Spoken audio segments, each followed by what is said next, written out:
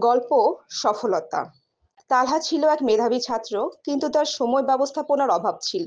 সে সারাদিন মোবাইলে সময় নষ্ট করত, পড়াশোনায় ঠিকমতো মনোযোগ দিতে পারত না। রমজানের প্রথম দিন তার বাবা বললেন, রমজান শুধু রোজা রাখার সময় নয়, এটি আত্মসংযম শেখায়। তুমি যদি এখান থেকে সময়ের মূল্য বুঝতে শেখো, তাহলে জীবনে অনেক এগিয়ে যাবে।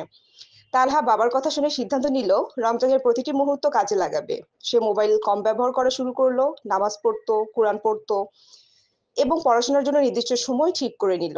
তার রুটিন ঠিক হয়ে গেল এবং পরীক্ষার জন্য ভালোভাবে প্রস্তুতি নিতে পারল। পরীক্ষার পর সে দেখল তার ফলাফল আগের চেয়ে অনেক ভালো হয়েছে। তালহা তার বাবাকে বলল, বাবা, রমজান আমাকে সময়ের মূল্য শিখিয়েছে। আমি এখন বুঝতে পারছি সঠিক সময়ে সঠিক কাজ করলে সফলতা আসবেই। বাবা খুশি হয়ে বললেন, এটাই রমজানের শিক্ষা। এই গল্প থেকে আমাদের শিক্ষা, রমজান সময় ব্যবস্থাপনার শ্রেষ্ঠ সময়। আত্মসংযম ও নিয়মানুবর্তিতা জীবনে সফলতা আনে। সঠিকভাবে সময় কাজে লাগালে পড়াশোনা এবং অন্যান্য কাজে উন্নতি করা যায়।